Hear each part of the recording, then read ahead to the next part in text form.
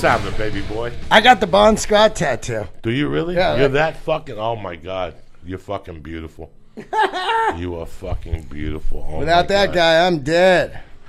He was tremendous, man. A lot of people. Somebody called me the other day and asked me who named the top 3 front men. Yeah.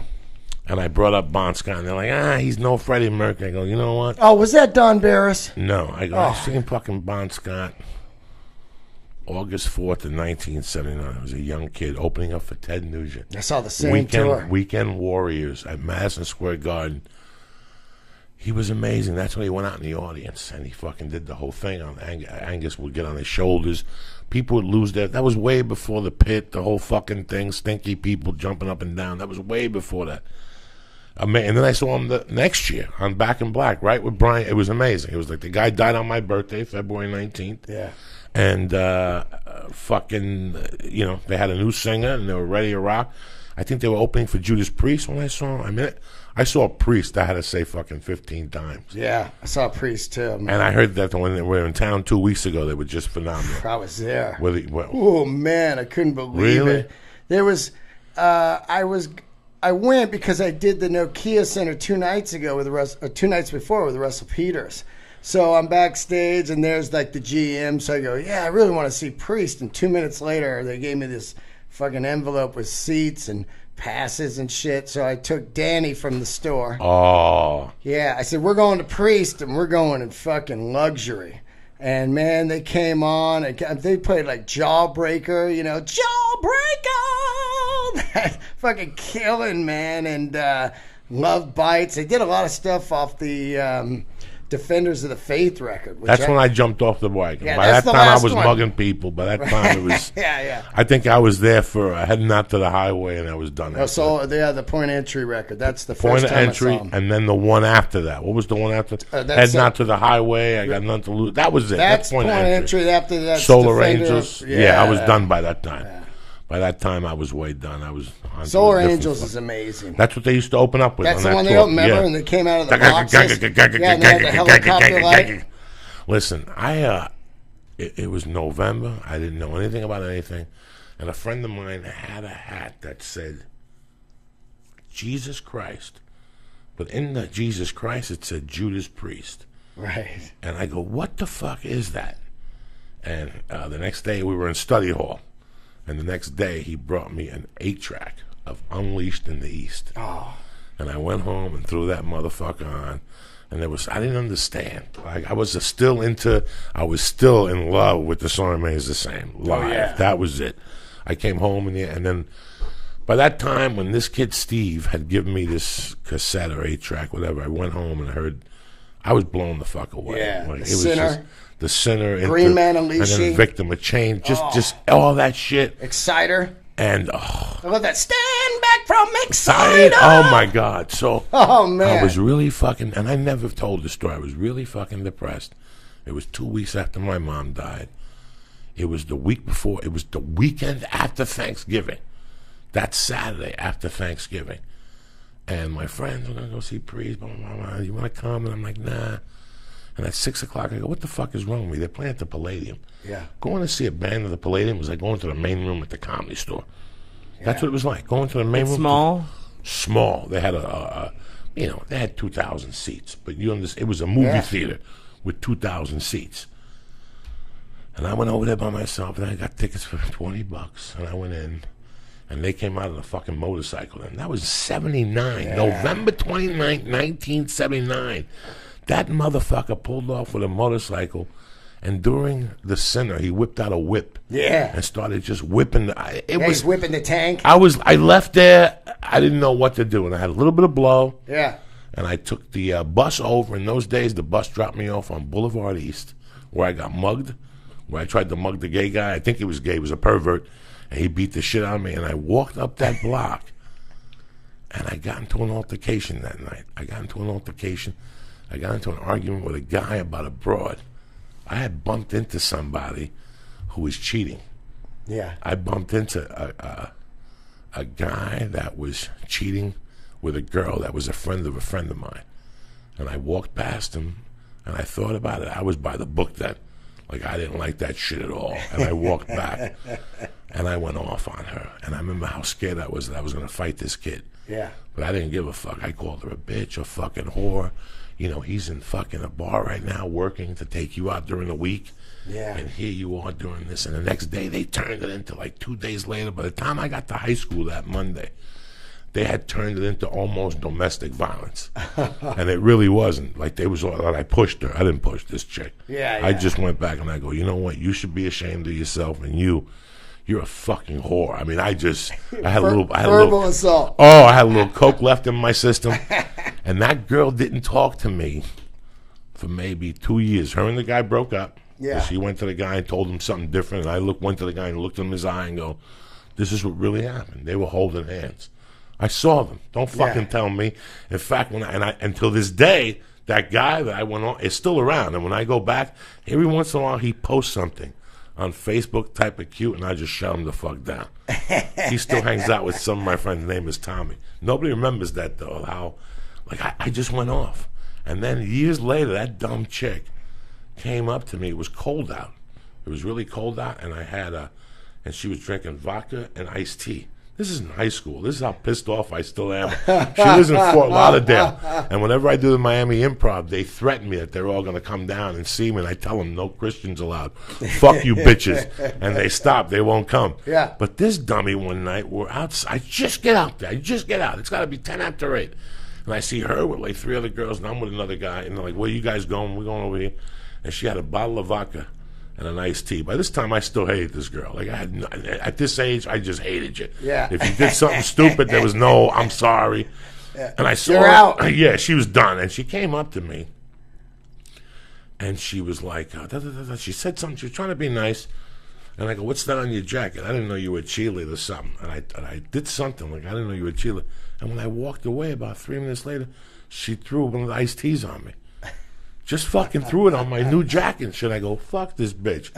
I saw her. She kept drinking, and she kept putting an iced tea on the floor. But by that time, the iced tea was a little frozen.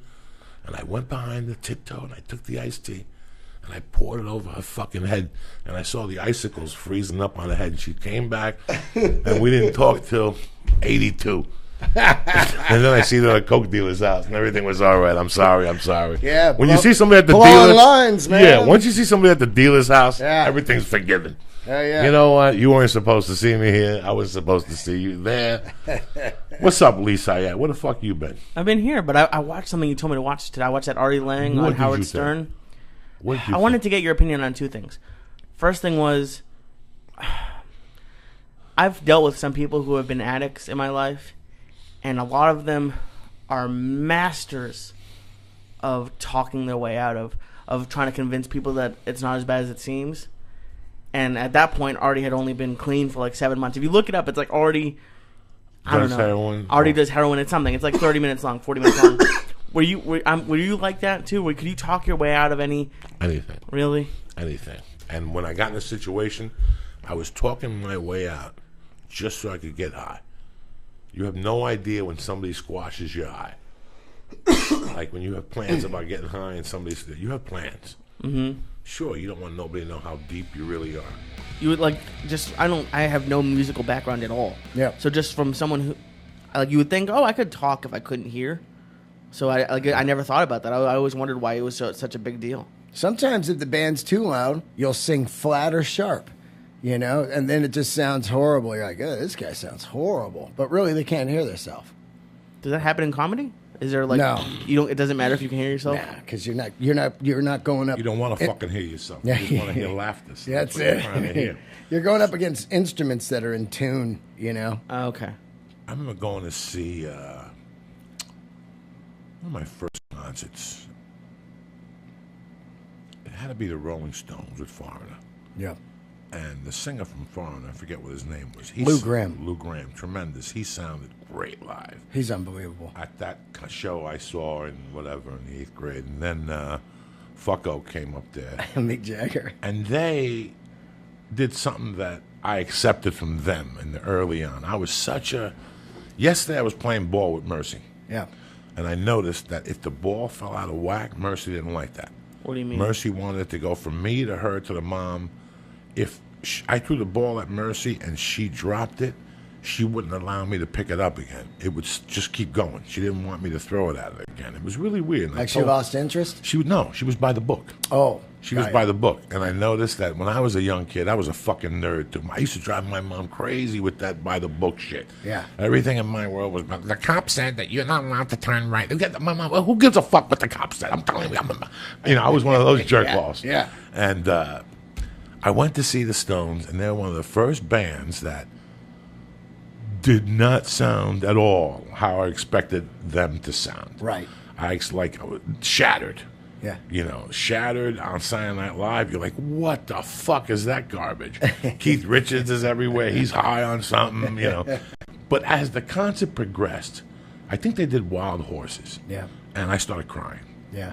I started crying. And the other one. Dun, dun, dun, dun, with the chick singing, the black chick.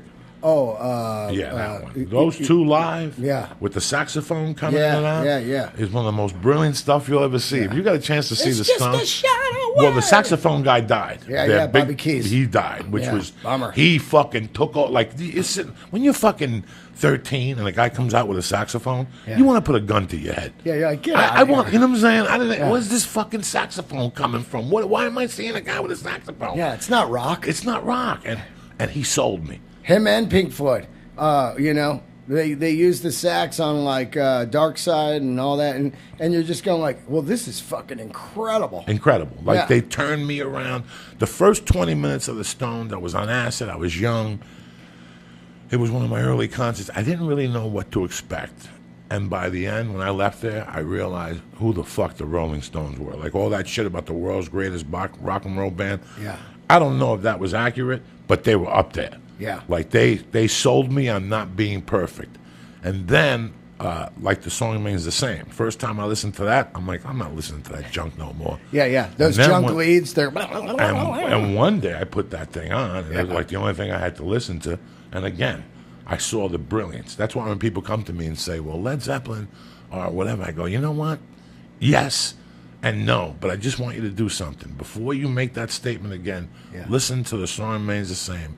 Listen to the guitars on Dazed and Confused. Oh, Dazed and Confused. And something else. And then get back to me. You can't steal that. Yeah. That night couldn't be stolen.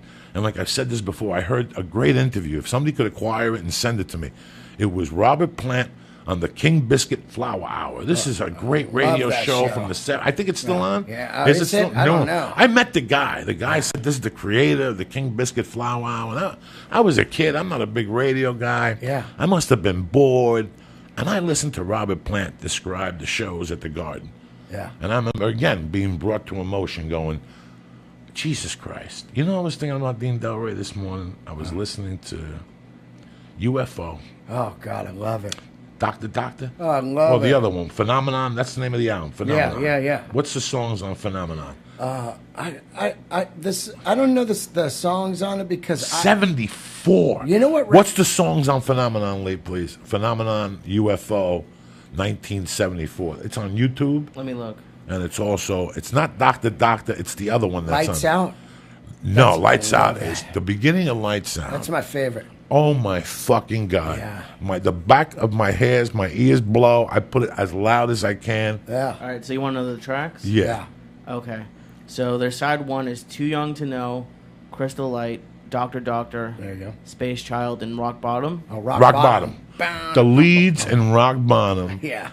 It makes you want to go. And now you look at the date. You go 74. That's what Michael Shankner was doing in 74. It's insane. It's insane. They have a video up of Don Kirsh's rock concert. Oh. Doctor. Put it up, Lee, on YouTube. Put it on the big screen. What I search? Doctor? Doctor, Don UFO, Don Kirshner's rock concert. He's got that flying V, the long blonde hair. Jesus Christ. And he's just kicked in. And nobody's got a shirt on. No. I've never seen nothing like this in my life. No Nobody's got a fucking shirt on. the bass player is on the floor playing on his back. Pete Way.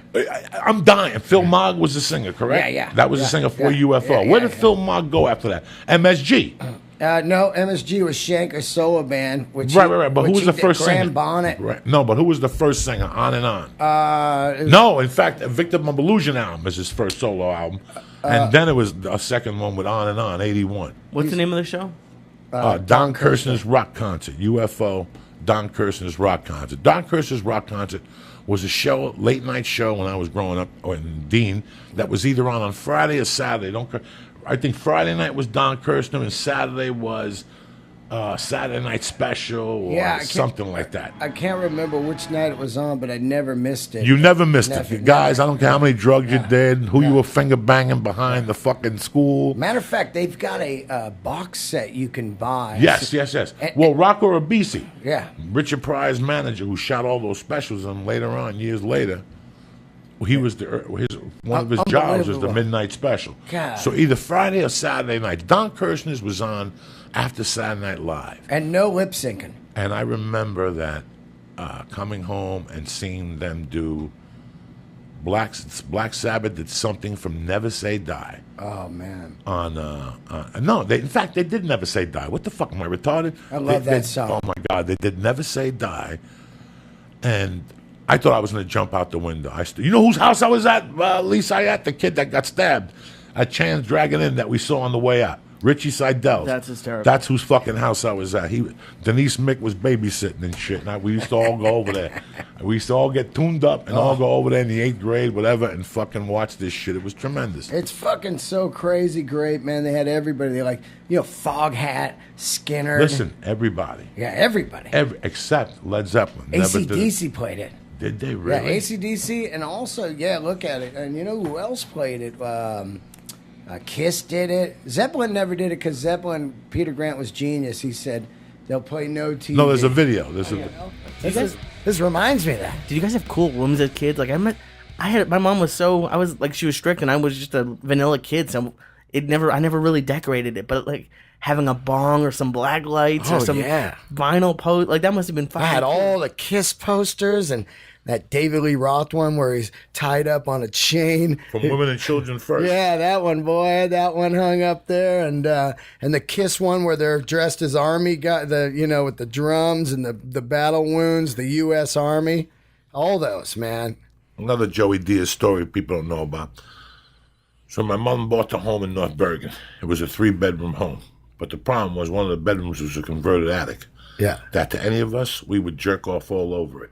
Yeah. I didn't like it. It scared me. I heard mice up there. Oh, yeah, attics are fucking scary. So I would go down to this one in the bedroom. There was a bedroom my mom's bedroom was the master bedroom. I had the bidet, the shower, the tub, the shitter, the window, the whole fucking thing. Nice. 2 sinks. And then I had a bathroom in the hallway, but the bedroom I moved into, whoever had the house before, it was a girl's room. Pink carpet, mirrors everywhere. Oh, Barbie room. You know how many times people walked in my room and walked into the mirror? Because that mirror it looked like a huge room. You kept the pink carpet? I kept the pink carpet. I put like a little wolf on the floor, like this dead wolf that was like a like fluffy a fur? wolf. Somebody gave me like a fur. And I had the stereo with the speakers, who I robbed from the kid across the street. But then I became friends with him. And he wasn't allowed in my upstairs. Like, he would come to the living room. Let's go upstairs and listen to music. No, we can't go upstairs. My mom don't let boys in my room. You got the speakers up there? I had the speakers and the stereo up there. I had a Led Zeppelin poster that Ray Cannella, the guy who calls in here for the podcast, I called a couple of weeks ago, he had. And it was Led Zeppelin on stage, but it was shot backwards. Oh, yeah, reverse, so the word on the street was that it was a collector's item and all this shit. I had a picture of Julius Irving. Dr. J. With a net. That long one on the door. Yeah, I remember that one. That long one. There's his Converse right there. Those red Dr. J. And he was still playing. He played for the Sixers, but at that time they didn't pay the Sixers. So it was like a generic costume that he had to wear. Like they took the Sixers off for the poster. For the poster. Hilarious. And then I had the McDonald's All-American basketball team. And I just, on the floor next to this thing, I had this stack of albums. Yeah. And what album I still had in there? I still remember having the Beach Boys. Oh, yeah. Which one? Round, round, get around. I get around. The one with the hits. Right around. That one. Yep. I still remember some of my first 20 fucking albums. Yeah. Like the first 5 or 6 albums were very confusing albums.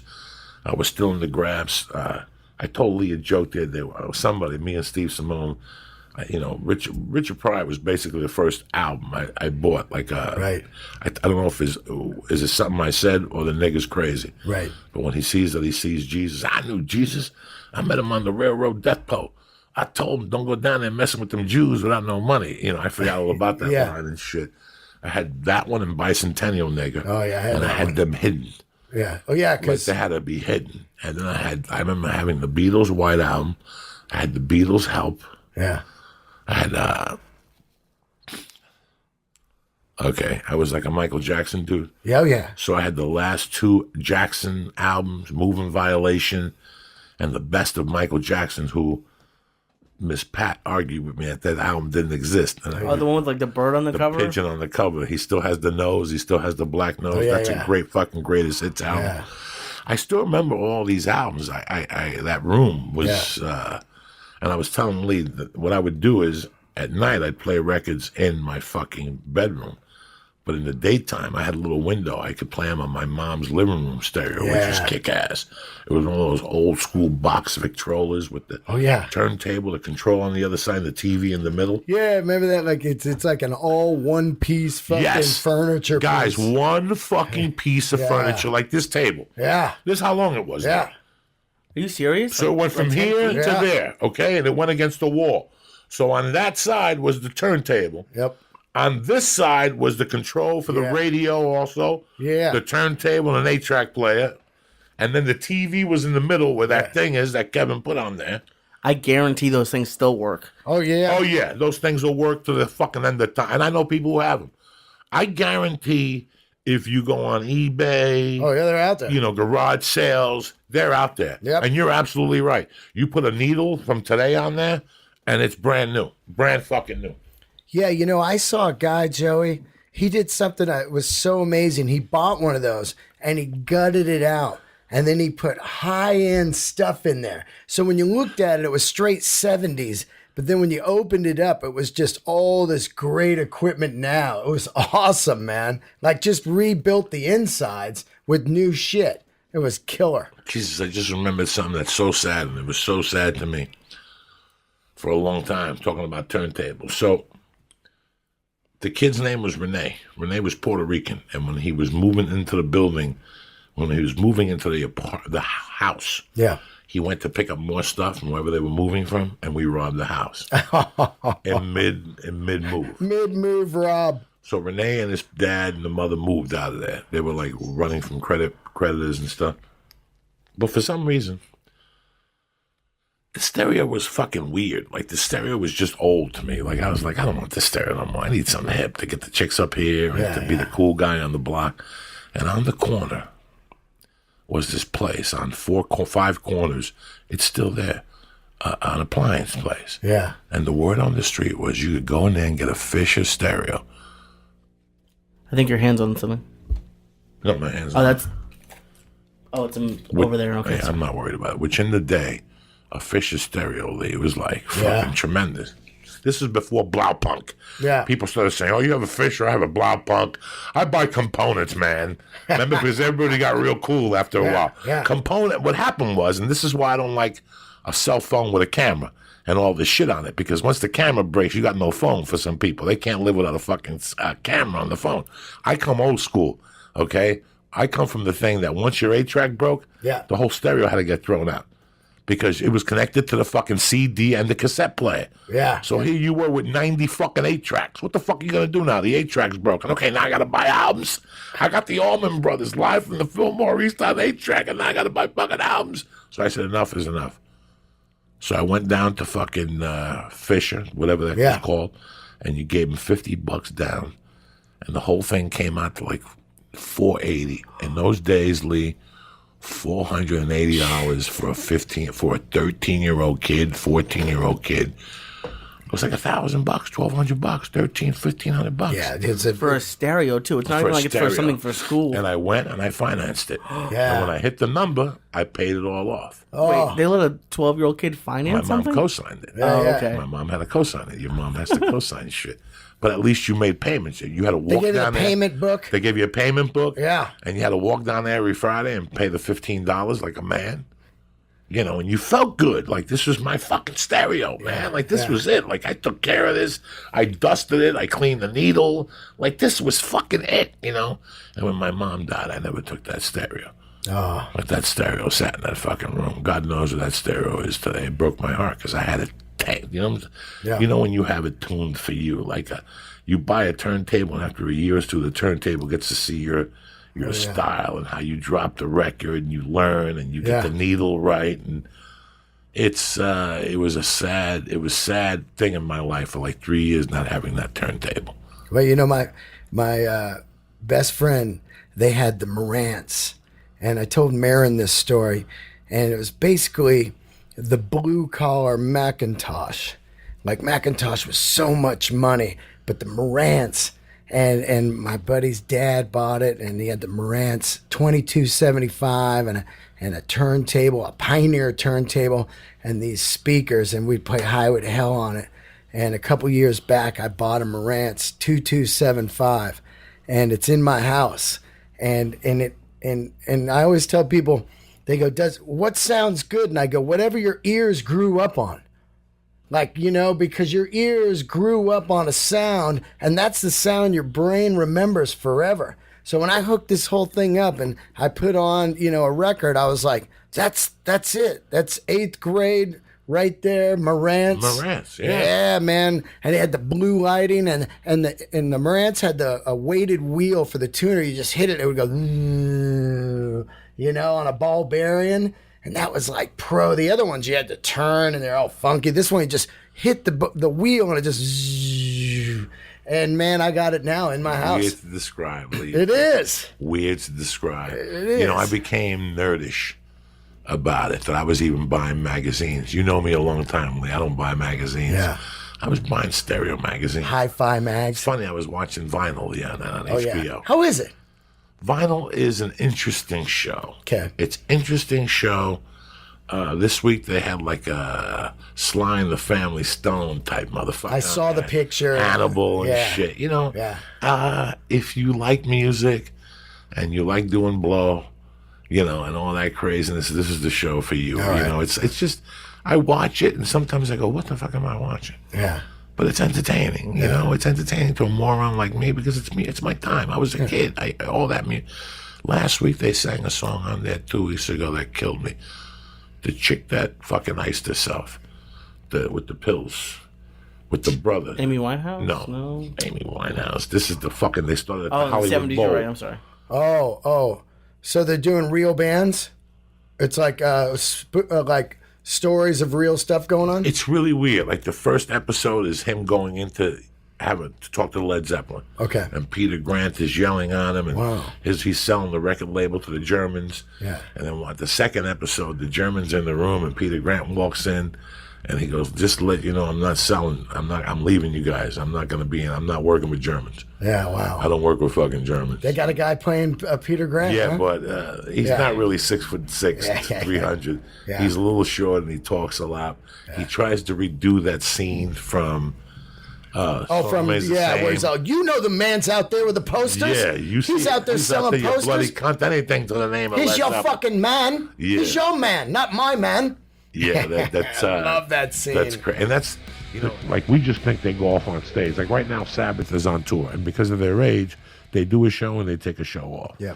They do a show. You know, in the 80s, if you went to a concert, in the 70s and the 60s, these guys did 4 or 5 nights a week. Every night. Nobody knew about taking care of your throat. You had witch tails. Yeah. Witch, is that what they call? Like, you know, gargle with salt and honey. Witch, you know, like stories about the road. Old school remedies. But when you find a real singer who takes care of themselves, like really, like no smoking, no this, you know, they really put a scarf around their neck.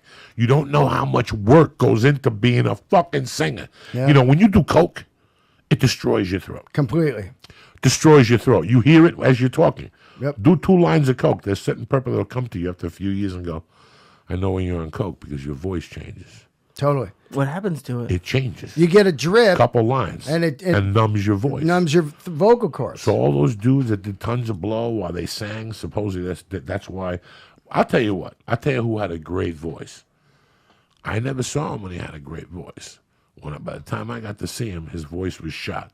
over the years, he's brought it back, and that's Chris Cornell. Oh, yeah. Not the fucking slaves and bulldozers back. No.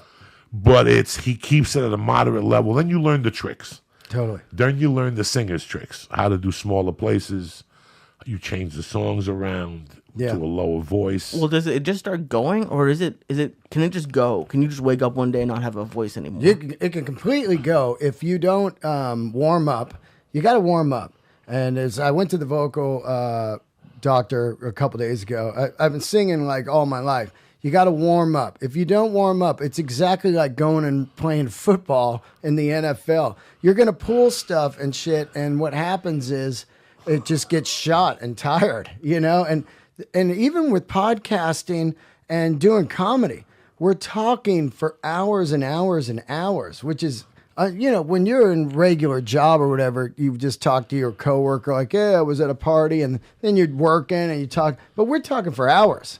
You know, and then imagine singing for a couple hours, then you're fired up, you get off stage and you're on the tour bus talking, talk. You got AC going, it's drying out your voice, and then you're not getting proper sleep, you're eating like shit, and next thing you know, and you add alcohol. Oh, it dries out your voice. And booze to the fucking content. Because see, it's tough enough doing that shit. Once you add the alcohol and the booze and the bad food and the no sleep, Jesus fucking Christ. Over. That's it. It's over. And that's basically the life you have to lead. Yeah. That's basically, in 2004 and 3, when I went, let's just say to Houston, I got to Houston on a Tuesday, okay? The week started on Wednesday through Sunday. You did all fucking 1, 2, 4, 6, 7 or 8 shows, you know? That's 8 hours. I ate like shit. Yep. You know, I didn't sleep because I did blow. Out of the 7 nights, I did blow 5 nights. So my sleeping was uninterrupted. You know, that takes a toll. You know, talking to people, not sleeping, eating greasy food, not doing vitamins, not even breaking a sweat. The only time I would break a sweat in those days when I was snorting coke. It was like new coke was pushing out the old coke. That's it. I had new coke pushing out the fucking old coke. You know, opening up the pores. Yeah, you really can't. Eventually, you get sick. Yeah. Another thing that people do wrong, and they never know this, but you know when you hear people clearing their throat all the time, where they're going, yeah. That's the worst thing you can do for your voice because it bangs the vocal cords together. And as you keep doing that, the banging together creates like a callus, which is known as a vocal node. And that thing gets rock hard, and then you can't sing anymore. So these guys are constantly clearing their throat. It's just going bang, bang, bang. That's why a lot of singers drinking tea, they're using Ricolas and stuff to keep their voice, you know, lubed. So whenever I would feel something weird in my throat, instead of doing that, I would just drink some water or something, and it'd be, you know, you're fine. But every time you clear your throat, you're banging the vocal cords together, and it's the worst thing you can do. It's crazy. You know, it's great to talk to somebody. I love music, but I'm not a musician. Right. So I really don't know. I can't have any justification at any level. The shit I talk about music. But when I talk to you, it's so weird. The other day I spoke to you, and I got off the phone with you, and I was so happy to talk to you the other morning because I live vicariously through you. Yeah.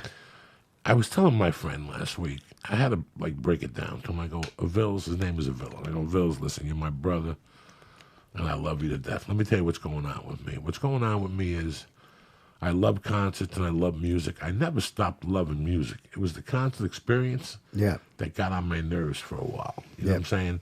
The last few concerts I went to, I see where it became money-oriented. It's like I tell people now today, I love doing stand-up. But this part of stand-up, I fucking can't stand. Yeah. I can't stand going to a town and having to count chairs and, you know, selling seats, and I hate all that shit.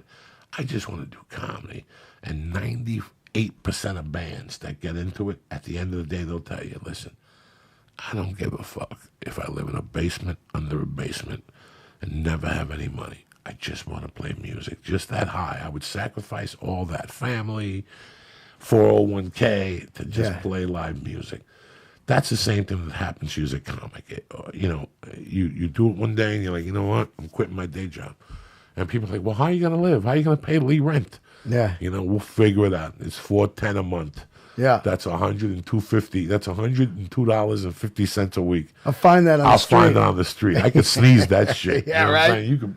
You could sneeze that shit. It's really crazy how I was at a light today, and I was like, wow, you know, I never knew that I would do what I'm doing with comedy today. Like I never really knew. Yeah. But then at the light, I was like, who the fuck was I kidding? That's why I made the moves I made, because you had that certain confidence to jump into it. But anyway, with all that shit, I was thinking about, you told me your itinerary for the week. Yeah. And you were talking about you were going to go see this band, you were going to see The Who, you're trying to scalp tickets. Do I know anybody who's got a ticket connection for The Who? You're going to see somebody else. And it's like I live through you vicariously. I have 2 friends that are musicians, 3 of them. One guy still goes to shows. He's a great musical guy, but when he goes to a show, he thinks about it too much. Oh. And it drives me crazy, but I can't lie to you. I have the same thing. Yeah. You know what I'm saying? When I go to a show, I go to be critical. You know, like half of me is critical. Like if the singer, first couple of times I went to a show, a live show, was Ted Nugent, Aerosmith, Frank Marino. Oh, yeah. And I went to see something else. And I remember that both times I left upset. Even when I went to see the Stones the first time with Foreigner. Foreigner was exquisite. Yeah. Foreigner did the songs, how they were played on the album. So Foreigner did everything to the T. When I went to see the Stones, they were completely different than what they were doing. There were some songs like, you know, the ballads like Beast of Burden and shit like that were to the money, a couple little off takes. But Shattered and a couple other songs were completely different than what I was used to. I didn't like that. Too fast. Yeah, the only band I liked that did that was Led Zeppelin. Right, yeah. On the Storm Main, it's the same. They took those songs and they switched them around. And if you're like, what the fuck is this? But the reason I'm talking to you about singers is because sometimes you hear a band on your album and you go see the singer live and you're like, oh my fucking God, this is god awful. Yeah, yeah. This is god awful. They had a lot of studio shit in his fucking voice, you know? Yeah. Well, I mean, you spoke about last week, I forget the name of the awards, but Britney Spears lip syncing. Yes. Oh, yeah. What would you prefer as a fan? Go to a show and see someone lip syncing, or go and see someone who just can't sing? Oh, I want it horrible if it's going to be horrible. I don't want fake, you know? That's why I'm there to see live. I'm there to see a live concert, and it's a lot like racing or, you know, motocross or something. It's either going to be spectacular or it's going to be a crash, you know? But that's the live feeling of like, oh, my God, I saw those guys. And the third song, the guitar player was just wasted, you know, whatever it is back in the day. Now it's business now. It's business. The reason why I was so mad last week watching that, Lee, was because I took time out of my day to watch that shit, and it smacked me in the face. And number 2, and my man Hill, I saw Priest more than anybody growing up. Like I went to see him a lot. Like out of all the other bands, I saw DC 3 or 4 times, but Priest for some reason we always ended up going. Yep. And out of all those times, I went to see him in 81 or 82, and he sang Solar Angels. Oh, I love it. And he sang it from the side. Yeah. Point Point entry tour. And he sang it from the side, and I was real close to him. And believe it or not, I could hear the energy from his voice. Yeah. I could hear the last flowing particles of his energy from his voice, and I was blown away. When I think of music, since I'm not a huge music guy, I think all that matters to me is the music. How important were those other aspects, the costumes, the stage, like how important was that to you as a fan? Sounds like it was very important. No, at that time, I walked out of Tull. Oh, yeah. When I saw him play the flute. Yeah, flute rock. I don't like it. I walked out of a few movies by that age. Yeah. And the guy I hung with at the time, I still hang with him. He's my daughter's guy. You know, he doesn't have patience for that shit. You know, he never really was a pot smoker. He did acid and went home and had a freak out at his house. You know, he never really liked that shit, so it wasn't his. That's why I kind of dug him. It wasn't really always my scene either. Right. There was some nights I just want to smoke a joint and just go out. And I went out with him. I went to, you know, some of our friends went to see Twisted Sister. Let's go down there. We walked in, and they came out and said, Twisted fucking Sister, man.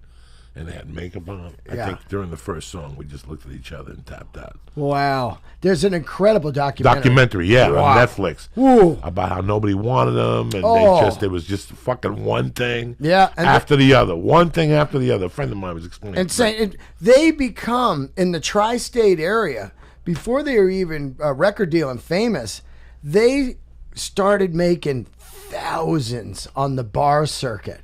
On their own. No one would give them a record deal or anything. So they're like, fuck all you guys, man. And they just selling out everything all over the place and eventually become the kings, man. And I think that's around 84, that Stay Hungry record. And Dee Snider wrote all that stuff. And fucking, man, that guy, you know, he had a vision. They were way into New York Dolls, and I never got into the New York Dolls, you know, and that was their thing, New York Dolls with some Kiss, you know, and I liked Kiss, but not New York Dolls. But Twisted Sister Boy, there was a time they were the biggest band in the world with that I Wanna Rock. That fucking thing. With that guy in the video, what do you want to do with your life? That was 84, was it? I think so, yeah. All right, Dean. When you were in a band, and I guess you guys are both comedians, so it might be the same. When you get to that pinnacle of like you're the biggest in the world, do you think it's gonna last forever, or do you think even like if they like you always hear about one hit wonders? Do you think they know like all right, this is probably like only like do you think they prepare for it, or do you think they're just delusional the whole time? Well, I think that if it's so fucking hard. It's a zillion to one to get where some of these bands got.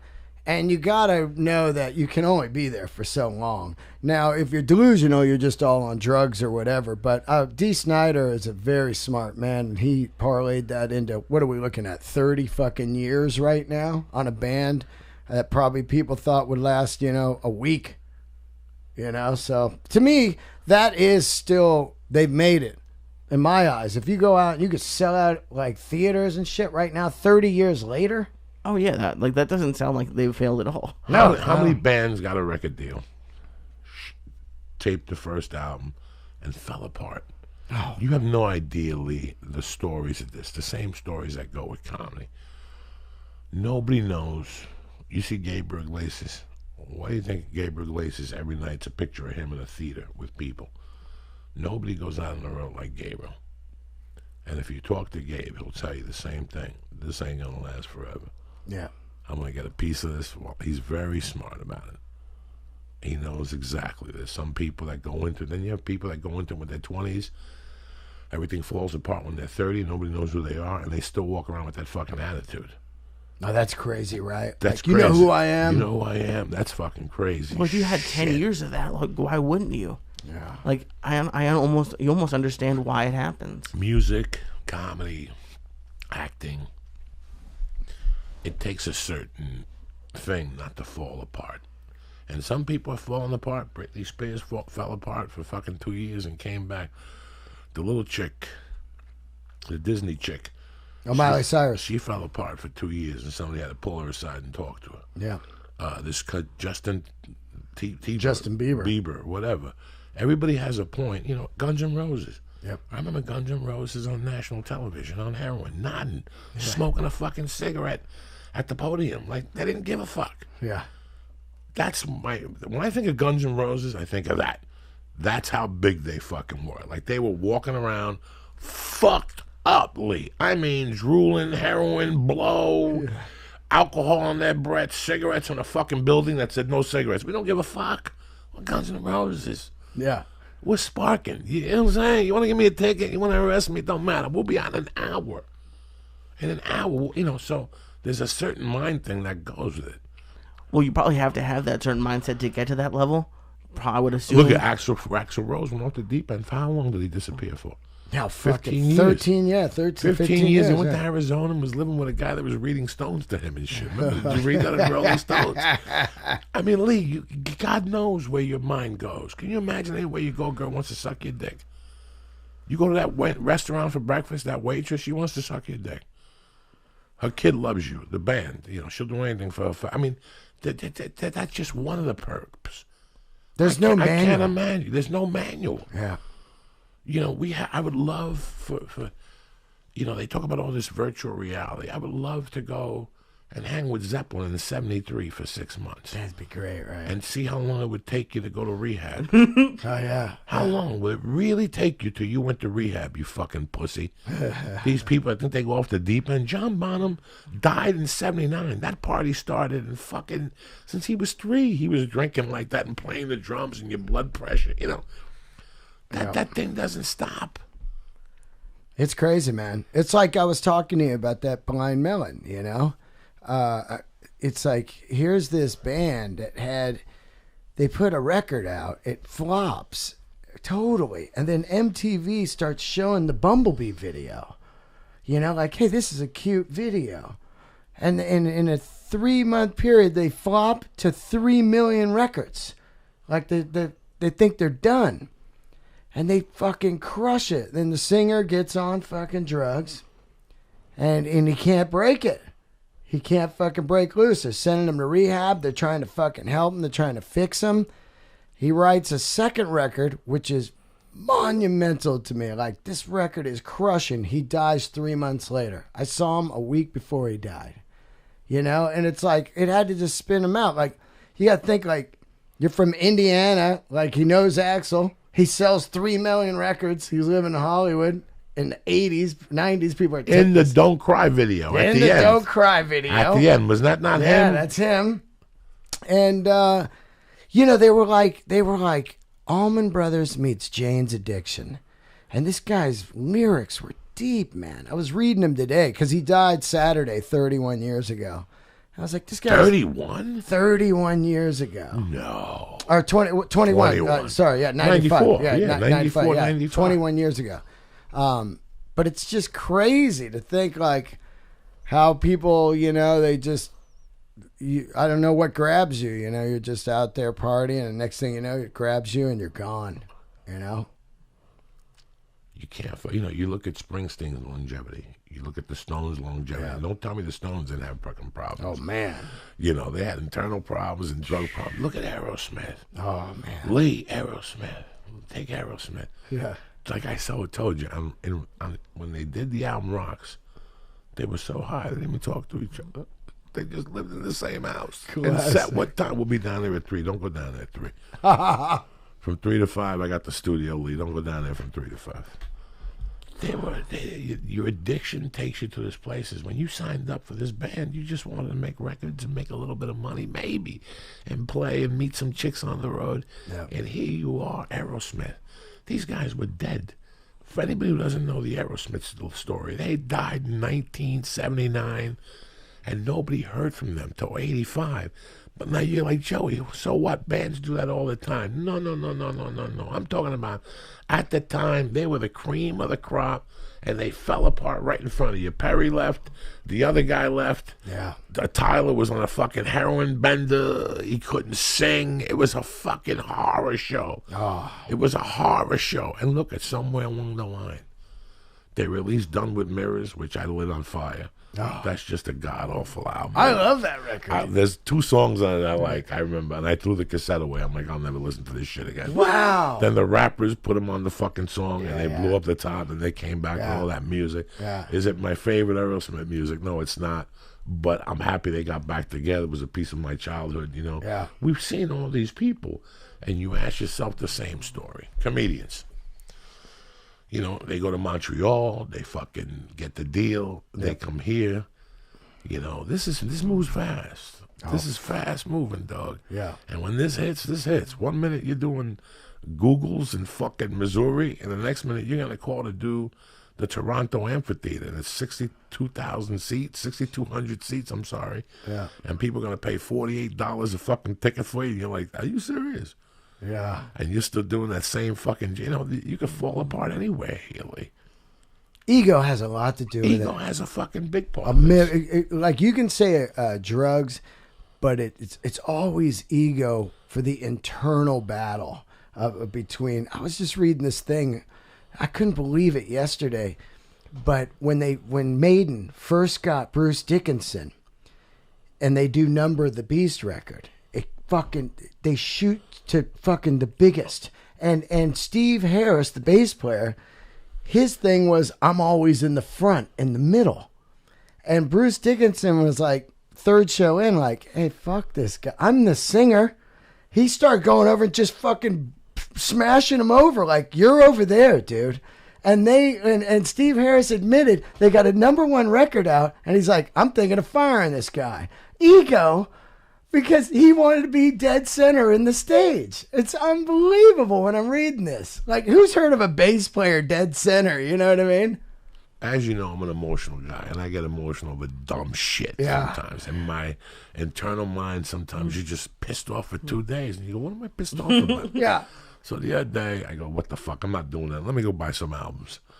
I go down there, and I see 10 great albums that day, but 2 albums jump out at me. Synchronicity. Oh, yeah. Synchronicity turned my life around. I was in a fucked up spot in '83. That summer, I was a burglar. Yeah. I was going to college. I was working as an electrician. And that album used to soothe me. I don't know what it was. That and the Pretenders, Learning to Crawl. Awesome. At that time. And I got Regatta de Blanc. Yeah. All right? And I got the Stones, and Made in the Shade was one of my favorite of all time because you don't stop. The fucking album just don't stop. I like albums that don't stop sometimes. Yeah. And I'm on my way home. One of my buddies calls me from Jersey, and we had been missing calls for a couple of days, and I called him back. And he goes, where you coming from? And listen to how much of a child I am when it comes to music. About a week ago, his brother, the guy I'm on the phone with, his brother flew out here and met with another guy from where we're from San Diego, and they went to those concerts. Oh, yeah. Now, I grew up in this kid's shed of music, and we used to have arguments about music and shit. The one that came out here was older, Anthony Avillo. And he posted a picture of Pink Floyd on Sunday night. Oh, yeah. Of Roger Waters. And it says Dogs. Tremendous. And I fucking get furious. If you play Dogs, David Gilmour better be on that stage, okay? If not, don't do it. You're just killing me. Don't fucking do it in front of me, I'll tell you that. And I'm driving, I'm thinking about all this shit on the way home, and I tell him, I go, you know what, Steve? Your fucking brother went last week, and he posted that picture. Fuck him. And he goes, what are you talking about? I go, Joey, what are you talking about? I go, no, I go, you know, I can't. There's 2 people I can't stand in the music business. I can't stand looking at them. And that's A, Sting. Yeah. And 2, Roger Waters. I really cannot stand Roger Waters. Every time I hear him talk, I want to punch him in the fucking mouth. And for years, I liked him. I really liked him. And there was one thing I don't like. Yeah. When he did that thing on VH1 and they talked about Roy Harper singing that part. Oh, yeah. What song is this? On Money, right? It's Money? Is it no, it's Which One's Pink? Wish You Were Here. By the way, no, Which One's Pink? No, it's from Wish You Were Here. So it's got to be some melody from that album, Shine On You Crazy Diamond. No, it's something. It's the one man. We were just talking about it, you and I never knew that Roy Harper sang that ever until like 3 months ago, and I was like, wow, it was something weird. They had to take him out of, like, he just couldn't hit it. Yeah, he couldn't hit it. It was an hour. Yeah, an hour, Roger. An hour. How long is this gonna take? And he couldn't hit it, so they sent him out. Roy Harper was next door. He never got paid. That's have a cigar. Have a cigar. That's it. Yeah. Go. Yeah. By the way, which one's pink? He says that in something there, right? Like that. Yeah. By the way, which one's pink? Have a cigar. You're gonna go far. Isn't that weird? Because something crazy. He couldn't hit it. It sounds just like one of those guys. Roy Harper came in, nails it, and when Fucko comes back, you know, now they interview him, then and now, and he's like, right there, I just fucking, a whole thing of hate came over me. Because I knew Pink Floyd just didn't break up because they were 4 geniuses. There had to be a fucking reason. Yeah. And he said, whatever sang it, but till this day, I think I still could have done a better job. You know what? Fuck you, punk. Fuck you, punk. I love Don Felder. Yeah. Okay, I love Don Felder. Yep.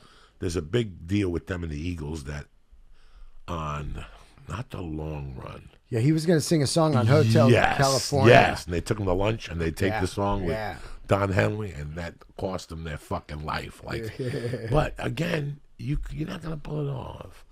They eventually let Keith sing. Keith Richards, when you hear Keith Richards sing, you want to shoot yourself in the head. You're like, what the fuck is this shit?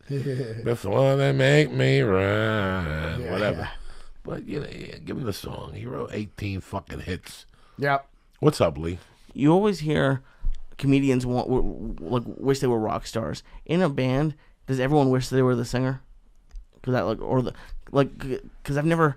I think can't everybody imagine wishes they were the star, Okay. not necessarily the singer, just the main guy. That's how it gets into that, I think. You know what I mean? Especially with drummers, because they get such the short end of the stick. They got to play drums, the fucking physical and shit. And then at the end of the day, they don't get any glory unless you're, of course, Bonzo or Keith Moon. But and then they get cut out of royalties because they didn't write the songs and all this shit. And that's why I always get drummers on my podcast, because without a good drummer, the band it just sucks. I'll show you every band that's great. It starts with a great drummer. That's the bottom line. So you got to fucking keep that guy happy, man, because the chemistry is there. It's weird, man. When you got chemistry of 4 guys, you can't just go like, well, us 2, we make all the money. It's going to blow up. That's crazy. I never thought about that, how drummers do get caught up. They do. The music business is just as ferocious. It's gross. As any other and people think that it's that glamour thing, and you still get robbed somewhere along the line. Like there's always a theft. Years ago, I don't remember, and I said this on this show, somebody lived in the building that was on tour with Limp Bizkit. Yeah. They were opening up for Limp Bizkit, and they were telling me their story, that they don't get paid on the tour or something. Yeah. Or the album sale, something just that I sat there and said, what? Yeah. You guys don't get $2,000 or something to open up for Limp Bizkit? They're like, no, we get like per diem and something else. We make our records online. I don't fucking know. I was like baffled. And you took this deal. It's crazy. Called a 360 deal, where the record companies, they figured out, well, nobody's going to buy the records anymore, so we're not making any money on these bands. So what we got to do is do a 360 deal, which means we get a piece of everything in the pie. We get a piece of your touring, we get a piece of your T-shirts, we get a piece of your, if you're on TV, we get a piece of your songwriting, we get a piece of your record sales. 360 deal, and it's fucking gross. It's just insane, man. But that all trickles down from people stealing records and everything, It just, the big wigs, they're not going to give up their cars and mansions. So where do you think they're going to get the money? They're going to keep digging until they get the money to keep the fucking... It's not to keep the lights on. It's to keep the 4th car on and the 5th house. And you know what I mean? It's insane. Like I said, I that was one part of me. I'm an only child, and that shit runs deep, like psychologically at times. Yeah. I always bust Lee's chops. Lee always says to me, well, I'm thinking about my girlfriend moving. I go, Lee, I've known you from the outside. And I could tell that you're a really personal guy. You don't like people touching your shit. He's never had a roommate situation. I'm the same Since way, I've Jay. met him, he never had a struggle and go to me, Joey. I live with 3 guys and shit. He always open his home to you. But I could tell that at the end of the week, as long as Lee knows you're going home, he's happy. Like, this ends like in a week. You could stay on my couch.